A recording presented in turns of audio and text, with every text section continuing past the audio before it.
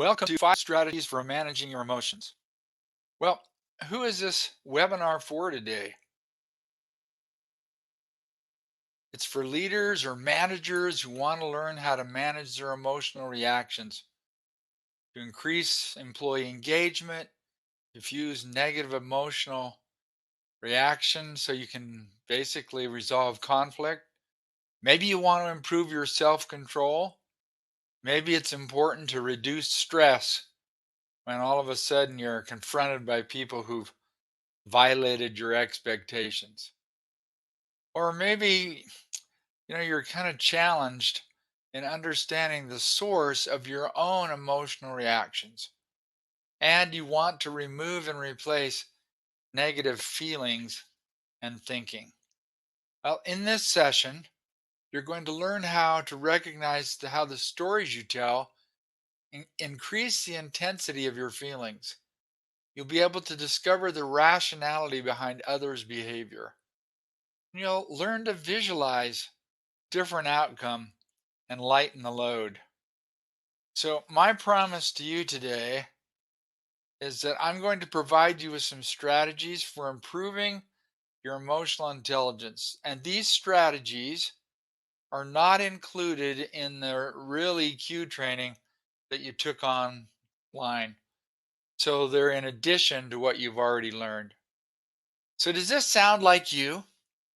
When you become highly emotional, do you not know how to restore your rationality? Or maybe there are just some people or situations that just seem to push your hot buttons. Or maybe you lose your composure, right? When people violate your expectations. Still, maybe others accuse you of reacting emotionally rather than being able to stay rational in certain situations. Or maybe your feelings just come out of nowhere and hijack your conversations or your interactions with others. Or maybe you just don't know how to discover the root cause of your emotional reactions. So here's the problem.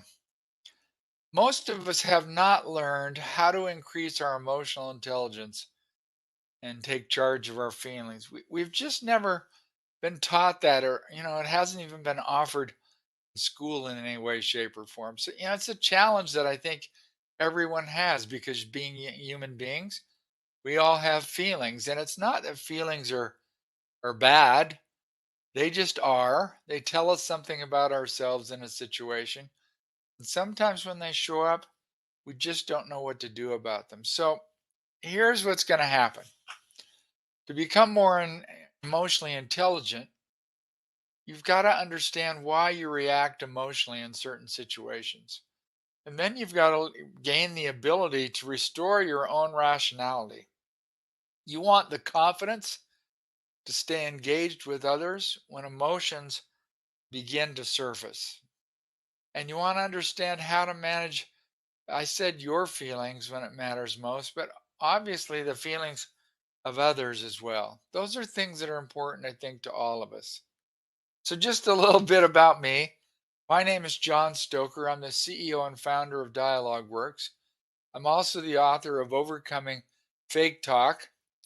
I write frequently for Entrepreneur, Smart Brief on Leadership, Inc., HR.com, and other magazines. I have over 20 years' experience in leadership, dialogue, emotional intelligence, and conflict resolution. So, enough about me. Let's begin. What is emotional intelligence? So, emotional intelligence is the ability to recognize your emotions and the emotions of others and manage those feelings to achieve results. Somebody once said to me, well, do you have your feelings or do they have you? And so when we become highly emotional, like the woman in the slide, oftentimes our emotions rob us of our rationality. And that's what we want to get past and learn how to manage. There are 4 components to emotional intelligence. Let me just take a moment to explain each briefly.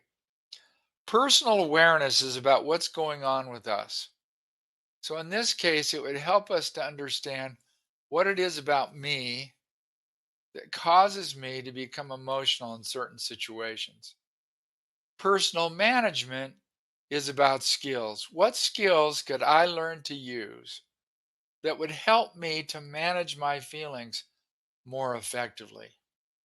Interpersonal awareness is about being able to recognize what's going on with other people that would tell you that the conversation or interaction you're having is about to escalate or go awry. What are the cues that you need to recognize, the messages that people are sending?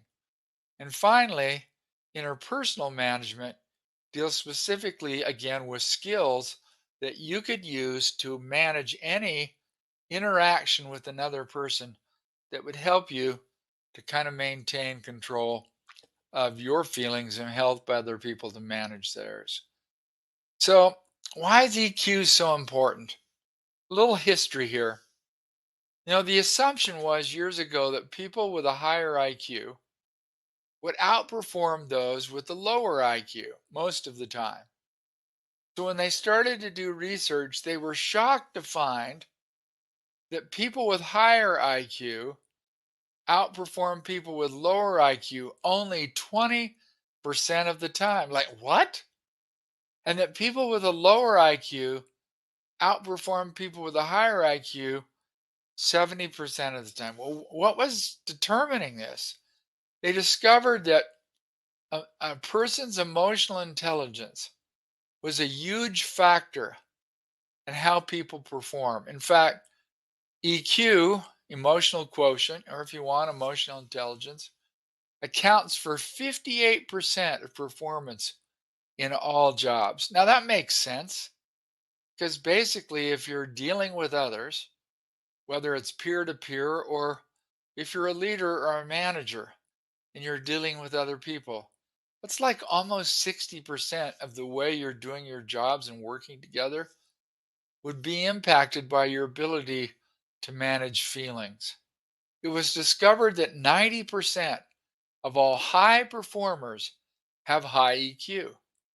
And obviously, people with a high EQ earn on an average of more than $29,000 more per year. Well, why is that? Because they know how to manage and work with people effectively, which means they end up rising to leadership or management positions where they're working with others. Obviously, high EQ accounts for better leaders then. And EQ performers obviously live longer. And why is that? Well, they can manage and understand stress and manage it effectively so it doesn't impact the way they perform and execute on the job. So, I want to tell you a little bit here about Phineas Gage, such an interesting individual. This gentleman lived, wow, back in the 1800s, and he was a manager um, for a railroad company that just so happened to be building, a railroad. Um, and the way they were building this railroad was they were having to cut through some pretty rocky areas. And it wasn't uncommon that someone would drill a hole in the rock and someone would put gunpowder in that hole. And then somebody else would fill that hole with sand. And then a person would take a metal rod, like you see Phineas holding, and tamp that sand, pack it tight. So when they lit a fuse and the gunpowder ignited, it would explode and basically explode rock away.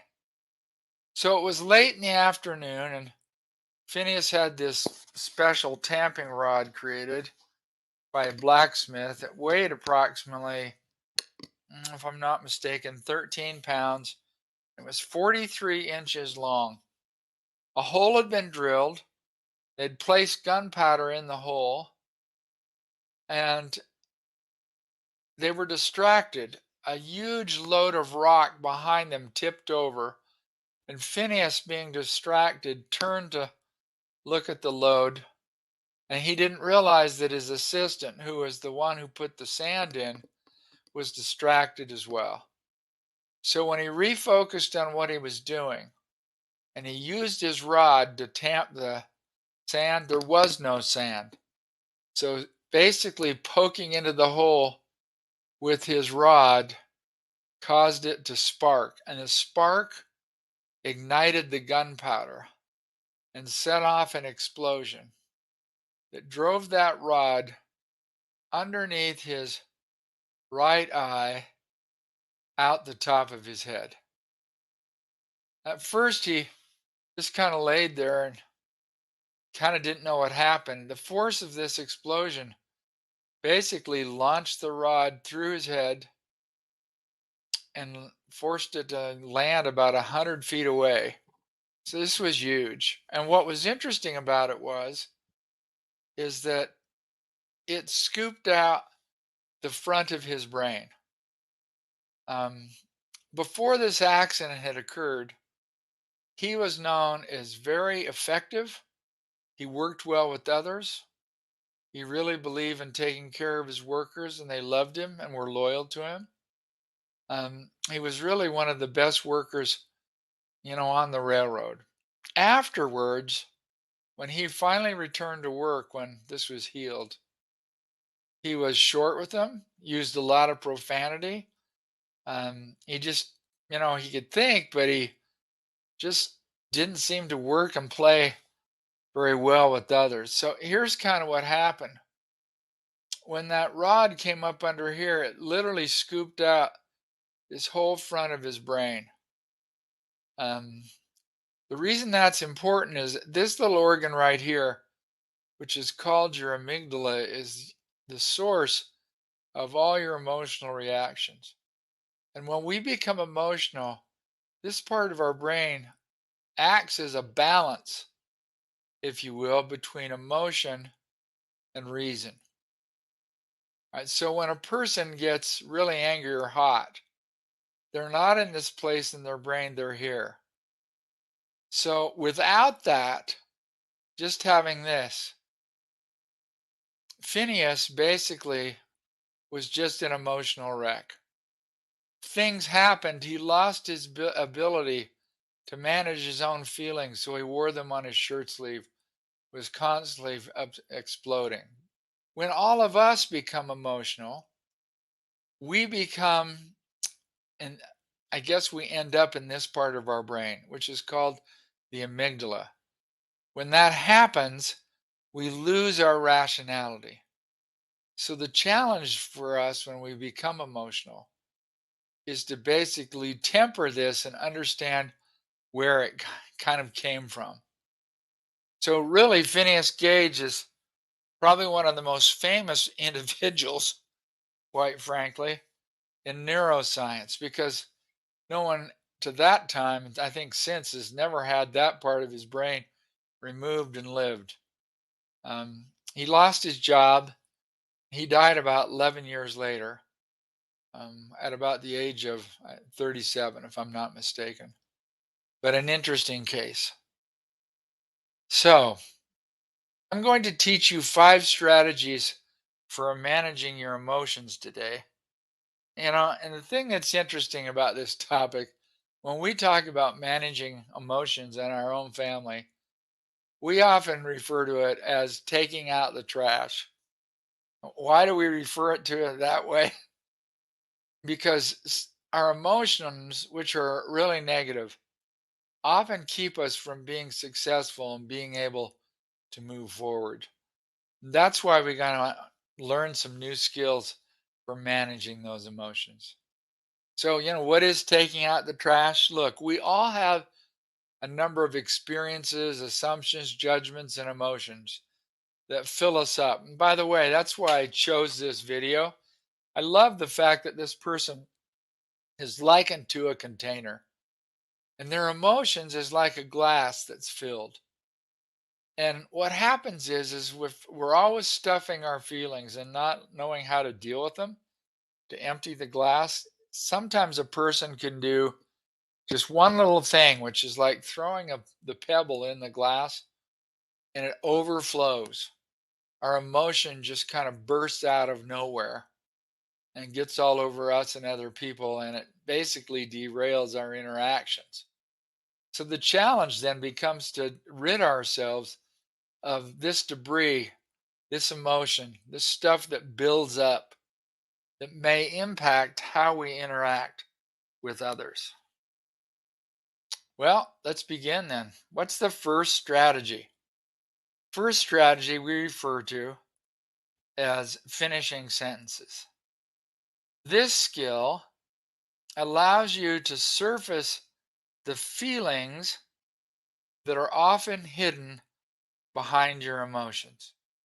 So, for example, if I was upset and I wanted to finish a sentence, it might sound like this if I use the sentence stem. I'm angry because, and I finish the sentence. And I try to do that as many times as I absolutely can. So, for example, um, here's a story. I was headed back to Connecticut from the West to do a real talk class, and I was almost to the airport. My phone rang, and the client called, and they were frantic. Oh my gosh, John, the materials aren't here. I go, what do you mean the materials aren't here? I shipped them FedEx almost, gosh, 2 weeks ago. Well, see if you can find them. Let us know. I said, well, I'm about to get on the plane and it'll take me all day to get there. See what we can do. So I called my assistant and I said, look, here's what's happened. We sent these materials FedEx 2 weeks ago. They said they haven't, received them. Can you please call FedEx and find out what in heaven name happened to the shipment? She goes, okay. So I got on the plane and didn't worry too much. And then I got off the plane and I called her as soon as I landed and said, well, did you find the materials? And she goes, no, not really. I go, "Well, why not?" She said, well, I couldn't find the number for FedEx. I couldn't find the number of the client, and I said, gosh, all you had to do is look up FedEx online and use our FedEx number to find out about the shipment. Well, I didn't do that. I said, well, why not? And she says, well, frankly, it's not my job. And I'll be honest, I was a little upset. So if I was finishing this sentence for myself, I would have said, I'm angry because my assistant didn't take initiative. Notice if I'm doing this as many times as I can, I might add to that. I'm angry because she didn't seem to care. I'm angry because I don't want to look bad. I'm angry because now I have to hold this conversation at another time and she's going to get defensive and I'll have to jump through all kinds of hoops before I can get her to settle down so we can have a rational conversation. And I'm angry because when I have to tell the client that I couldn't find the materials, I will not be happy. So notice in doing this, not only am I identifying the emotion, but I'm identifying a whole bunch of different thinking that's behind why I'm upset.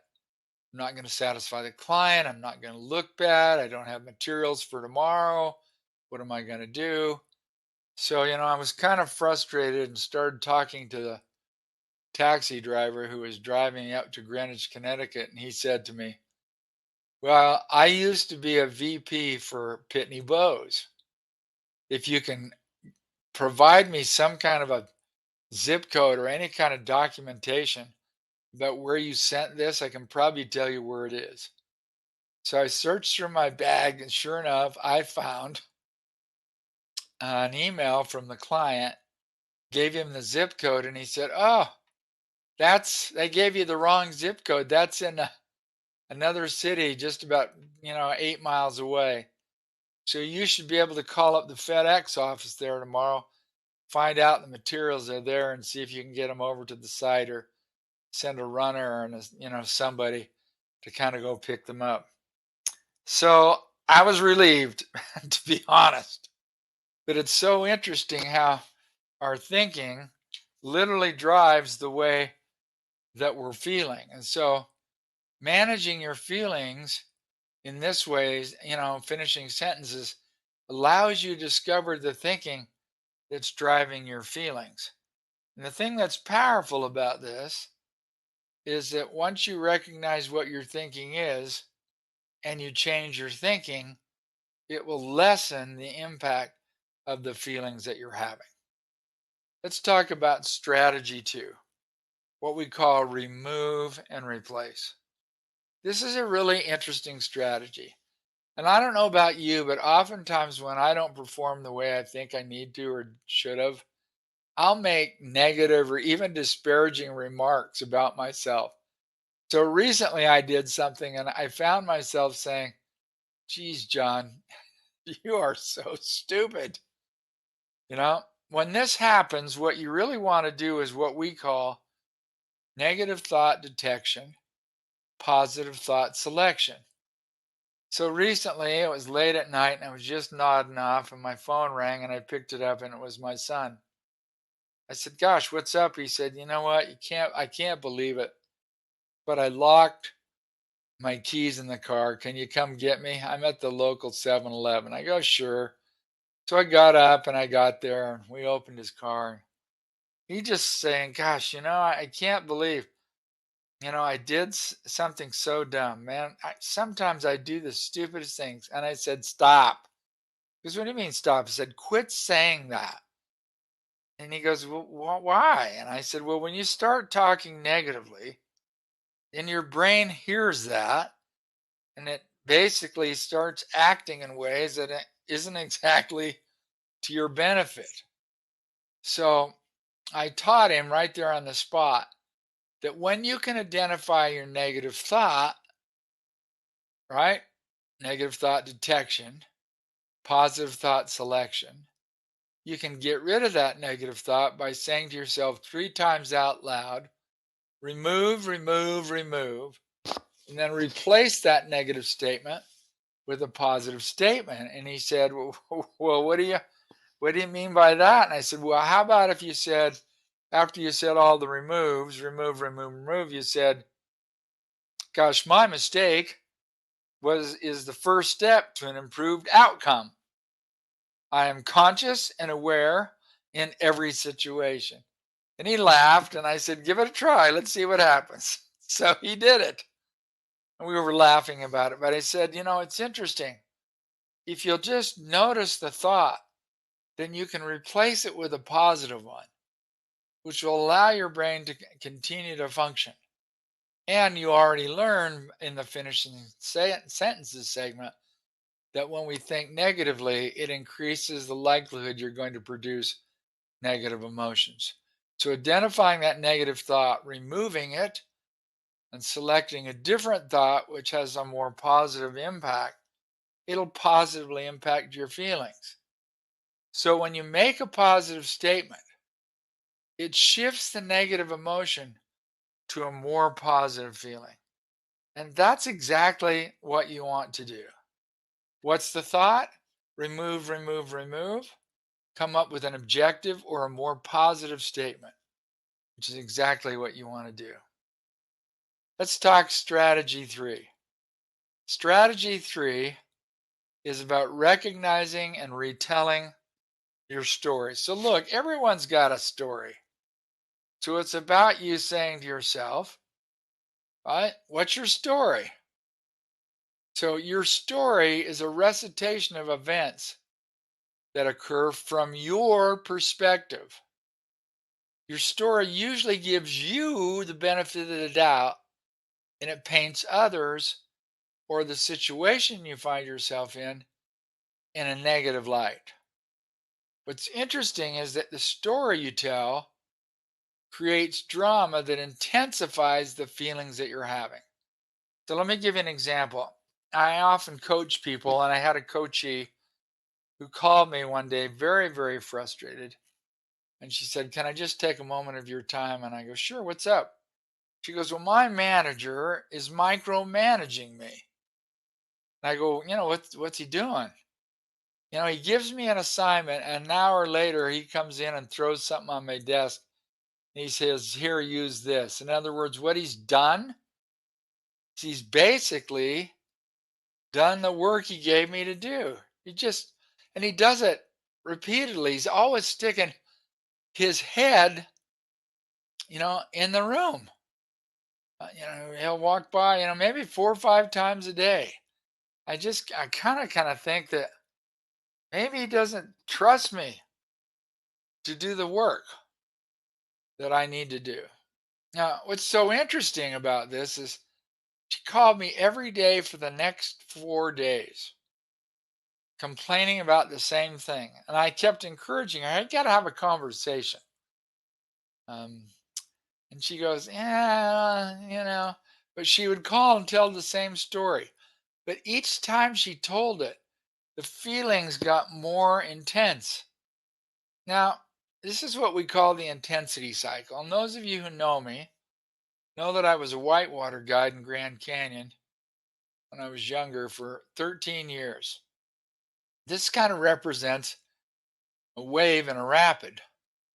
Notice you have an event, you have story, words, which intensify the feeling. So here's how it works. Where the wave is, there's always a rock in front of it.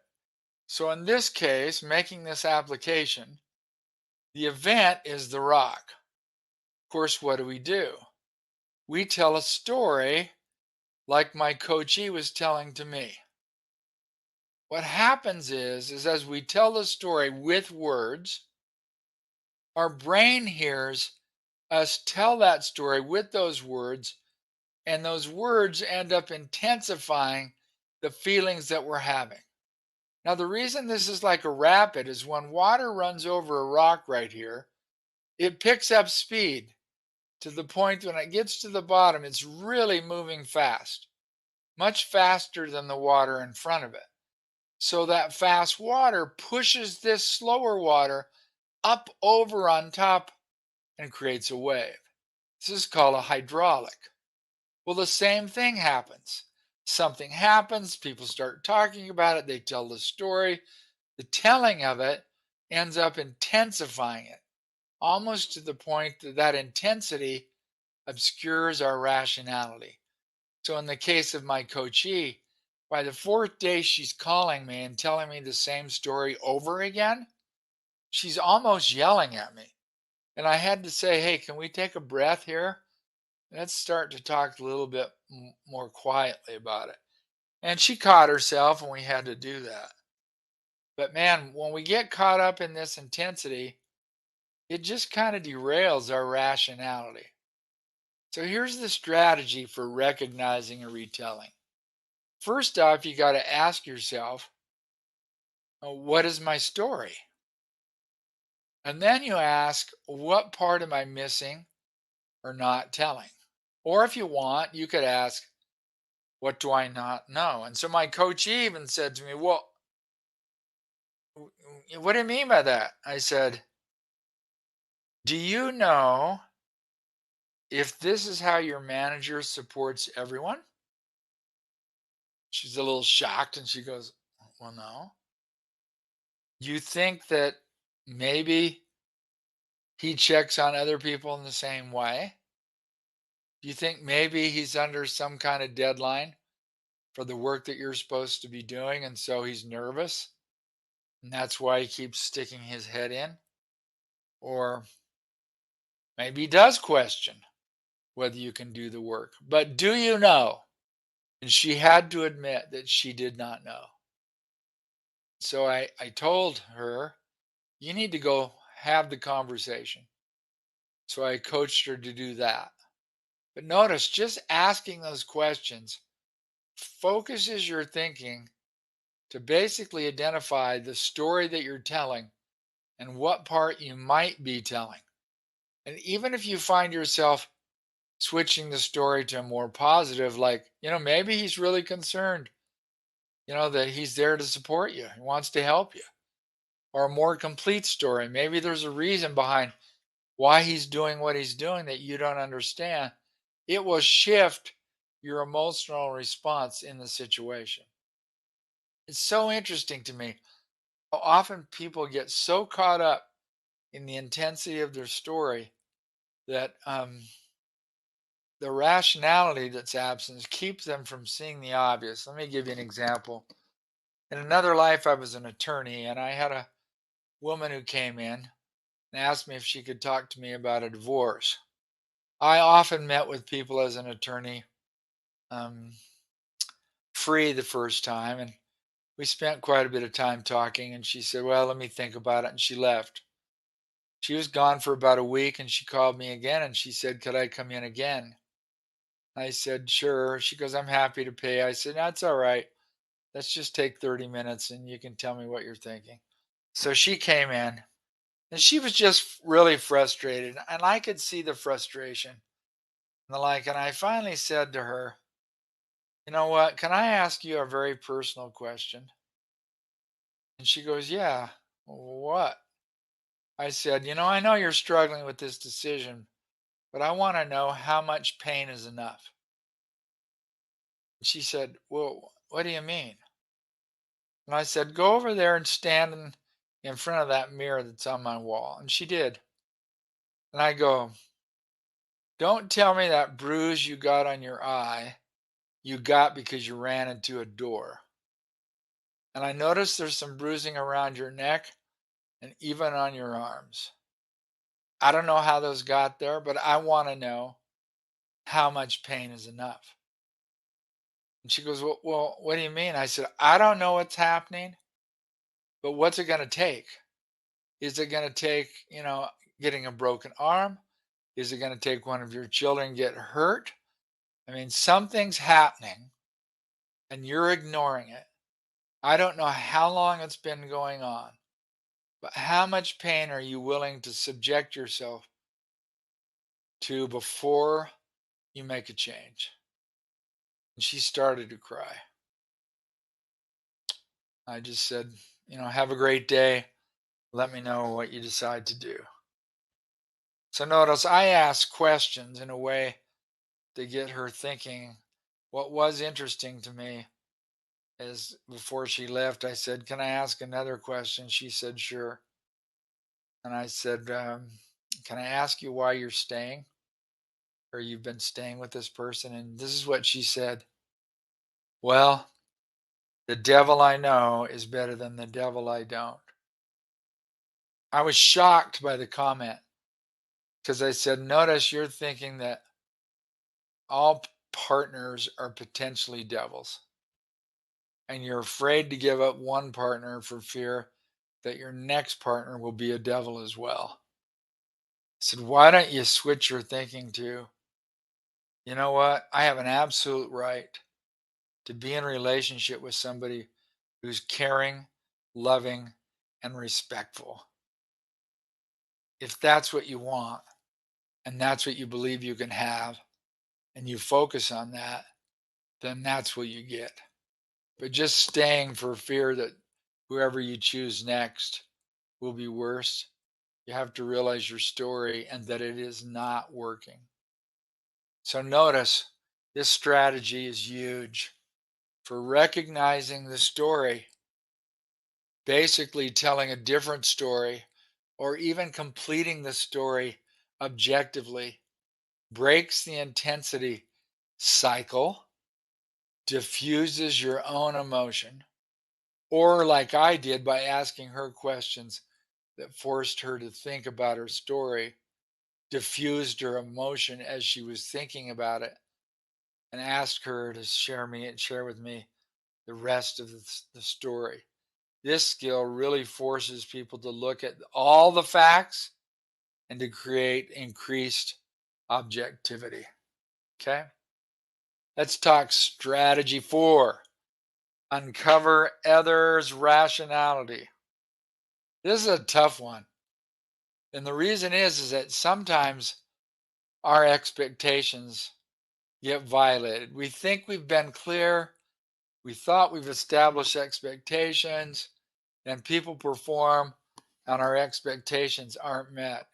But here's what's so interesting: everybody is rational from their own perspective. So, look, when things don't turn out or when your expectations are violated, it's pretty obvious that most of us become upset and frustrated. So, notice here's some other sentence stems. he, she did and said whatever because of, and they did or said whatever because they wanted or needed. So, what this does is get you out of yourself and into the other person. Let me give you an example. When I was an attorney, I often would do some cases pro bono. Pro bono means for free. So, I got a gentleman that I was supposed to defend, and he had been caught for peeping into other people's windows after dark. And I said to him, I said, I'd really like to know why you peep into others' windows after dark. Have you done this a lot? And he goes, well, yeah. And I go, well, why? He goes, well, I'm really kind of shy. And so I kind of felt like if I could observe people when they didn't know I was observing them, then I could see what they were really like. And I said, what? I said, why would you want to see what they're really like? So I could get to know them better. So notice if I fill in these sentences, he was a window peeper because he felt like doing so would help him to get to know somebody better. And he peeped because he wanted or needed to know people because he wanted to be a better, I guess, neighbor or friend or whatever. But notice, probably a good value to get to know your neighbors, but a bad strategy. So it's so interesting to me that he would do that. And this happens all the time. I mean, I remember a time when on a Saturday I got a call from a client who frantically said, "Oh my gosh, we've added 10 people to the class. Could you FedEx us 10 books overnight so we'll get them first thing on Monday morning?" I go, "Sure." So I went into the office and I grabbed 10 books and I put them in a box and I put them all together and filled out all the forms, and I took the shipping manual and I looked at it, and lo and behold, the shipper had been putting in the client's names and putting in the quantities of materials and charging them all the same. And I freaked out because we typically give discounts for volume and certainty. So, whatever the contracts were with certain clients receiving materials, they might have been less if they were ordering more materials. So, I called my bookkeeper and she wasn't there. So now I'm really frantic. And then I called the shipping clerk and she didn't answer. Finally, about 12 hours later, the shipping clerk called me and said, "I know what you're calling about. It's probably about what's being charged for materials." And I said, "Yeah, I was just kind of freaking out." And she said, "Don't worry. When I looked at the manual, it was submitted for me to do the billing. I caught it and made sure that I billed everybody correctly." But then that necessitated that I needed to have a conversation with the shipping clerk. So when I did, and I asked her, here's what I noticed, and I'm wondering if there's some reason I'm not even aware of and what was going on. And she said, "Well, I know that the billing clerk, works really hard, and I just thought I'd make it easier for them by just saying, here's the number of materials and here's the price and here's what you need to bill." So I was trying to be supportive and help out the bookkeeper. So, I can understand that. But she didn't know that we were basically billing different amounts. I don't know how that escaped her, but it did. But notice from the standpoint of the rationality of the shipping clerk, she thought she was being supportive and helpful for the bookkeeper, even though she was doing the wrong thing. This is not an easy skill because oftentimes when people behave in a certain way, we don't really give them the benefit of the doubt. In fact, there isn't a slide for this, so let me just say it. Oftentimes, the reason we become angry with other people when they violate our expectations is because we project onto them our values or expectations and then judge them is as if they were us. Let me say that again. We project onto others the values that are important to us and then judge them as if they were us. So, for example, let's say I wanted to hold a meeting and I asked everybody if they could make a 9 o'clock meeting tomorrow. I talked to everybody on my team and they all said yes. 9 o'clock comes, no one's there. 9:05, 9:10, people start trickling in. It takes till almost 9:30 for everyone to arrive.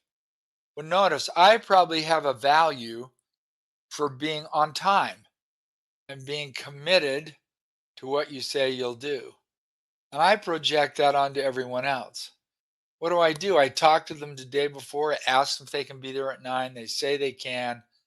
I talk to everyone individually. So obviously, my value is be on time and keep your commitments. And if I project those values onto them, when they break those or violate those values, then obviously I'm going to become upset or frustrated. That's what we kind of do. So when we talk about uncovering others' rationality, it's about understanding their behavior, the judgment or value that's behind that that drove them to behave the way that they do. So the bottom line is that discovering a possible rationality for another's behavior gives them the benefit of the doubt, which ends up reducing our emotional reaction because we start to find their their rationality, even though we may not agree with it. We may not, and their values may not be our values, but it will restore your own rationality if you can at least understand the reason for which people are doing what they're doing. Let's talk the last strategy. Strategy 5, lighten the load. This is one of my favorites because this is about draining, if you want, the pressure that often comes um, from stress or situations or people which we deal with, we have to kind of work with. So this helps you to avoid taking personally what people are doing.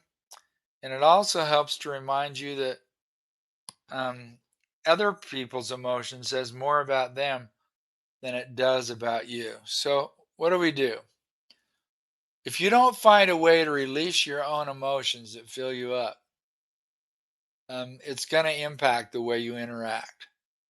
So lightening your load is about draining the buildup of pressure in the reservoir of your feelings and negative thoughts that your interactions of people, that you've created. So I'm going to kind of take you through this, and I just ask you to do a few things for me before we do it. If you want to get up and lock your door and turn off your phone so you're not going to be interrupted, and find a comfortable chair or sit in your chair and get comfortable. Close your eyes, and then I'm going to ask you to notice a situation that got you upset. So if you can visualize that situation, I want you to see it playing out the way it happened. And then I want you to feel the feeling that was associated with that situation.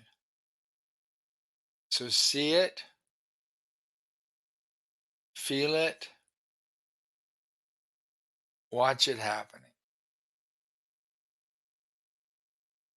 Then I want you to notice in your body where that feeling is. Maybe it's in your feet. Maybe it's in your ankles or your knees. Maybe it's in the pit of your stomach or in your chest. Maybe it's in your temples, and your shoulders. Just feel where that feeling of stress and pressure and buildup is. So once you've identified where it is, I want you to visualize a pressurized container of liquid at that location in your body. So if it's in your chest, right, you can see this huge glass container. As you move yourself, you can see that pressurized buildup. It's totally full. You can barely see the liquid move at all because the container is so full. Then what I want you to do is take a spigot and gently push it into the glass container and turn the knob and watch the water shoot out. How does it come out? Does it just literally whoosh, explode out? Watch it coming out, just draining, blah, blah, blah, just keep draining and draining. The stream is like a fire hydrant. It's whoosh, out it comes, out it comes. Then maybe the flow diminishes a bit, diminishes some more. And finally, it's just kind of a slow drip till the last couple of drops finally trickle out. With that, you turn off the spigot. So open your eyes, come back into the room, ask yourself, how do you feel? Hopefully, you feel lighter, less pressure. This is a very effective way to identify, right, the feelings of pressure, angst that you're having. Name it, visualize where it is in your body, and releasing that pressure. Now, I do it a bit of a different way sometimes. If I've had a tough day, I'll basically visualize putting a spigot each of the heels of my feet as I'm laying there. And I'll open the spigots and drain off the liquid by color. Let the black come out first, and then the green, then the yellow, then the red. So black often is just overall gunk, and the green is kind of envy, the yellow is jealousy, the red is anger. And I'll just visualize those spigots basically eliminating the buildup of certain color liquids. And oftentimes before I'm done, I'll basically be asleep. So I'd look for ways to lighten the load. So look, releasing your emotional energy reduces stress, helps you to remain calm when interactions start to go awry. So notice what would happen if you were just like an athlete, an Olympic athlete, and you know that with a certain person at work, you often become emotional. If you visualize that the day before an important meeting that you were going to have and saw how they were going to act and visualized your own feelings, and then basically went through this visualization to rid yourself of the stress that you'd feel in that situation, man, it would really help you to go into that meeting. And if it happened, you wouldn't be impacted in the way you normally would because you already visualized it happening and reducing the stress. Okay. So, what do you know now? Look, you can learn to manage your emotions rather than allowing them to manage you. I've given you 5 today. What you got to do is just take one at a time and work it for a while. Get good at it and then use another one. Just take them one at a time and use all of them, but it'll take you a while. Right? So today I promise that you learn how to challenge the source of your emotions, which is your thinking. That's why I taught you the sentence stem. I'm feeling the emotion angry because I thought she should have found where the shipment went, right? How do I remove and replace negative thinking and feeling? You've got to do negative thought detection, positive thought selection. So that's where we did what? Remove, remove, remove. You replace it with a statement which is more objective or even positive. You want to recognize how your stories intensify your feelings. That means you've got to recognize the stories that you're telling yourself and then tell the rest of the story, or at least tell a story that's more objective. Then we talked about rationalizing, understanding or discovering, the rationality behind others' irrationality. And that's hard because we've already judged that they're irrational and can't believe they did what they did. And so it takes some understanding, some asking questions to try to understand what their reasoning was behind what they did. And lastly, we learned about visualizing that emotional load, that emotional pressure that builds up, and using the visualization to lighten the load. So, look, one of the 5 things you can do to become more emotionally intelligent is learn to finish sentences, do the remove and replace your negative thinking and feelings, recognize your stories and learn to retell those stories, which will reduce your emotional intensity. You can learn to discover others' rationality. What is the reason they did why they did? You did because what? And then learn to lighten the load through visualization, either before or even after, as a way of becoming more emotionally intelligent. Why is all this so important? Here's why. Because emotional intelligence really has a great impact on employee engagement. If the employees feel connected to you or engaged and there's a good rapport, the great resignation will not happen in your organization because people will feel connected. It impacts the way you resolve conflict.